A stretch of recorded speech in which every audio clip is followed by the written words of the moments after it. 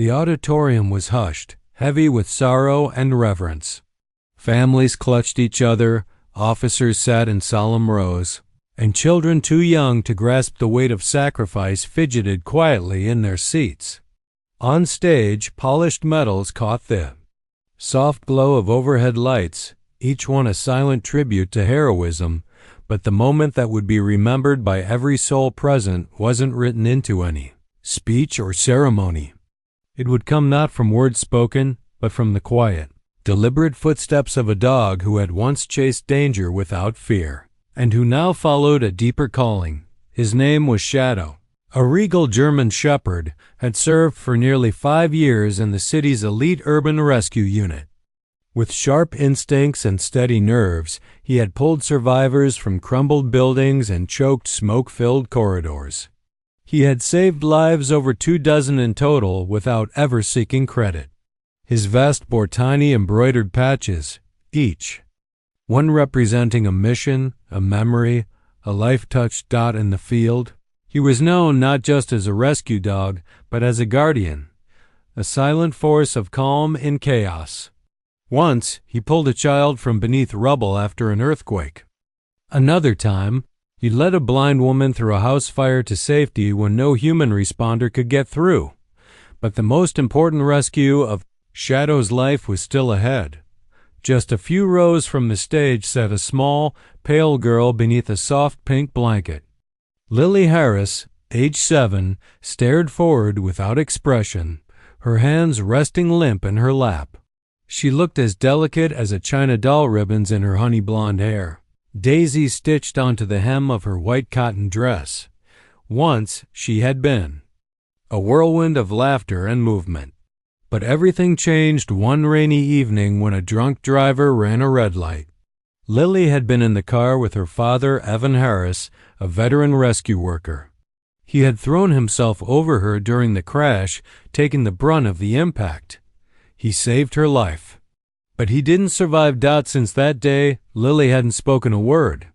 Not to her mother, not to her doctors, not even to herself in the mirror. Her mother, Claire, brought her to therapy, to school, to bed every night. She told stories and held her close, but Lily remained locked inside a fortress of silence and grief. They came to the memorial ceremony not out of celebration, but out of duty. Evan was being posthumously honored for his final act of courage. Lily didn't know it yet, but her life was about to change. The MC stepped up and cleared his throat. For extraordinary courage and sacrifice, we honor Evan Harris, he said solemnly. Claire stood and slowly pushed Lily's wheelchair forward, her heels clicking softly on the wooden floor. Her posture was tall, but her hand trembled on the handle. In her other hand, she clutched a tissue soaked through with tears he hadn't dared cry until now. They reached the center of the stage. The chief of rescue services handed Claire a small velvet box. Lily took it with unmoving hands, her eyes blank, her shoulders still. Then, a shift, a low murmur passed through the crowd. A few heads turned toward the side of the room. Something was moving. Shadow stood at the auditorium's edge, his gaze locked not on the medals or the speakers, but directly on Lily. A voice called his name. His current handler stepped forward to retrieve him. But Shadow didn't stop. With the quiet grace of a soldier returning to sacred ground, he began walking, step by deliberate step, toward the stage. The room fell utterly silent. Not even a whisper. Claire stood frozen. Lily's head turned. She saw him, and something deep inside her, long buried and sealed away, stirred. Shadow made his way across the floor, his footsteps soft, sure. At the foot of the stage, he paused, then climbed one step at a time until he stood beside the girl in the wheelchair. He didn't bark. He didn't whine. He simply looked at her as if he had been waiting for this moment all along. Then, slowly, he lay down beside her. His body lowered gently, reverently. He placed one large paw onto the footrest of her chair, his head bowed low. It wasn't a trick. It wasn't training. It was connection, recognition, grief meeting grief. I remember him, the gesture seemed to say. I miss him too, but I'm here for you now. Lily's lips trembled. Her fingers twitched. Then, with aching gentleness, she reached out and placed her hand on Shadow's head. And for the first time in months, she whispered, "Shadow." The sound was barely audible, but it was enough. Claire gasped, covering her mouth as fresh tears spilled down her cheeks. Around them, the room held its breath. No one moved. No one dared break the miracle unfolding before them. Shadow nuzzled closer, nestling under Lily's arm where her father once carried her high above the world. After the ceremony, the chief approached Claire with a quiet offer. "If you're open to it, we believe Shadow should go home with you." Claire, overcome with emotion, nodded. "Yes," she whispered, her voice cracking. No words could fully explain it, but she knew. Evan's spirit had never left. It lived on in this loyal creature now curled at Lily's feet. That evening, Shadow lay quietly at the foot of Lily's bed. She said nothing, but her hand stayed resting gently on his back. He followed her everywhere, room to room, yard to yard, always at her side. Through sleepless nights, he was her sentinel. In silent days, her shadow. She still didn't speak much. Her words came like rare blossom, soft, hesitant, but the hollowness in her eyes faded.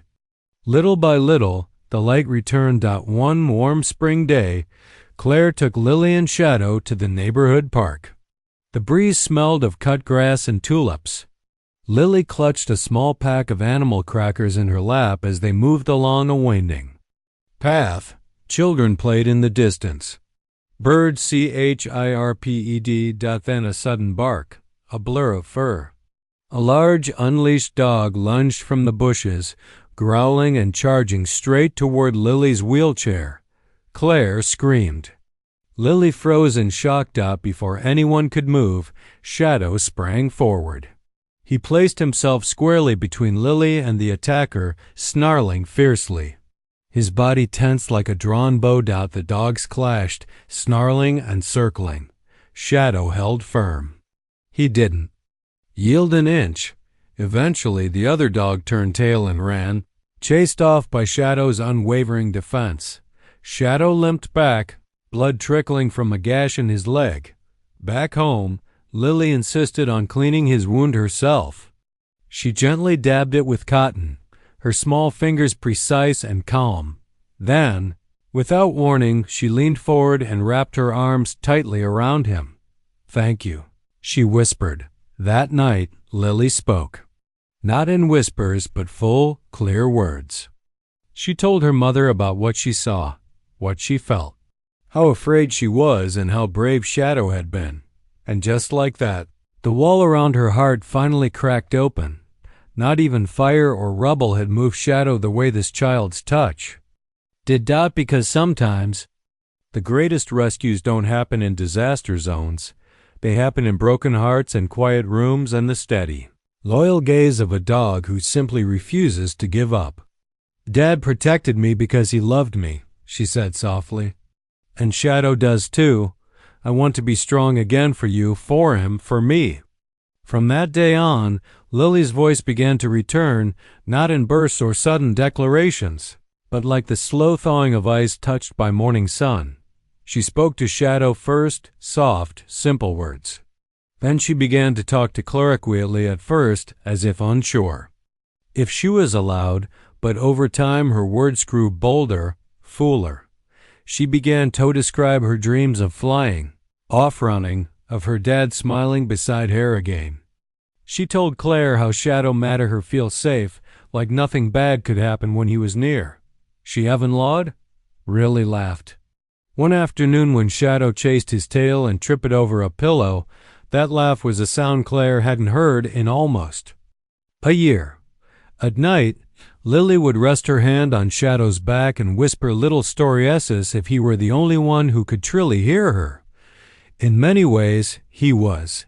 Shadow's brave, she said once. He's like Daddy. And Claire knew then that healing had begun, not just for Lily, but for them both. Therapy sessions became lighter. Lily was more open, more engaged. When the therapist asked her what had changed, Lily simply smiled and said, "Because I remembered. I'm not alone anymore." Claire wept in the car that day. Silent tears of relief, of hope, of love blooming again in the space where grief once ruled. What Evan couldn't say with words in his final moments, Shadow had carried in his presence. Not all healing happens in clinics or with medicine. Sometimes healing lies in a warm heartbeat curled at your feet and the quiet understanding of a loyal friend. Shadow had been trained to detect human distress, heart rate changes, body tension, fear in the breath. He'd learned these signs in high-risk rescue missions when seconds could mean life or death. But what happened between him and Lily wasn't just about training. It was something deeper, something no manual could teach. There was an understanding in the way Shadow sat beside her, quietly anchoring her through storms of silence. There was healing in the way he listened, not with ears, but with presence, a loyalty that went beyond it. Shadow never asked Lily to speak, never pushed her to smile. He simply waited, always beside her, always ready. Sometimes the deepest pain needs nothing more than to be witnessed. And Shadow did that. He bore her sadness the way Evan had once shouldered his gear, without complaint, without hesitation. It felt like Evan had left behind not just memories, but a piece of himself in Shadow. A final mission entrusted insolence that only his loyal friend could carry on. In return, Lily slowly stitched together the pieces of herself she thought were lost. Not through therapy charts or routines, but through trust, through the quiet, unspoken love of a friend who refused to give up on her. Wasn't science. It was connection. It wasn't medicine. It was memory. And somehow in all that stillness, Lily found herself again. Spring turned into summer. The days grew longer, warmer, flowers blossomed, and so did Lily, with Shadow always by her side. She began to ask questions in class. She started painting again. Bright colors, swirls of sunlight, and fields of yellow. Shella during recess, even if she still watched the others run from her place on the bench. When school resumed in fall, Lily didn't beg to stay home like she used to. She looked forward to mornings, mostly because she knew Shadow would walk beside her, step for step, tail swaying with quiet pride. School made an exception for him. He wasn't just a dog. He was Lily's lifeline. He waited patiently during her lessons, curled up under her desk. He sat beside her during lunch, and on harder days rested his head in her lap like a silent anchor. The children adored him. Teachers welcomed him. To everyone who saw them together, it was clear they weren't just a girl and her dog. They were a story of survival. Claire often watched from a distance at the classroom door, through the kitchen window, or across the field where Lilino smiled more freely. And each time she whispered a quiet thank you to the universe, to Evan, to Shadow, to the unspoken bond that brought her daughter back to life. Some stories don't need grand endings. They just need to be remembered and felt. Lily's life didn't return to what it used to be. Her legs never regained movement. The absence of her father remained a quiet shadow in the corners of each day. But life, in its imperfect beauty, grew around fat loss. She found her voice again. She found laughter. She found the quiet strength to face mornings and the courage to dream of tomorrow. Shadow remained by her side, not as a crutch, but as her companion, her mirror, her living connection to love that never ended. Wherever they went, through school halls, along park paths, even in crowded stores, people noticed. They didn't see a child in a wheelchair. They saw resilience. They saw light. Shadow-edged as all living things do. his muzzle turned silver. His steps slowed, but high size, they stayed the same. Watchful, devoted, unwavering. Years later, when Lily spoke at her middle school graduation, she wheeled herself onto the stage, took a breath, and said, "I learned that healing doesn't mean going back. It means moving forward with love." And in the front row, Shadow lay curled at her feet, just as he always shad. Dear listener, if this story touched your heart, don't let it pass like just another tale. Let it remind you that even in the quietest gestures, there can be the loudest truths. That presence is more powerful than words, that love, loyalty, and kindness have the power to carry someone back from the edge. Maybe you are someone's shadow. Maybe someone wasn't yours. Either way, never underestimate what simple love can.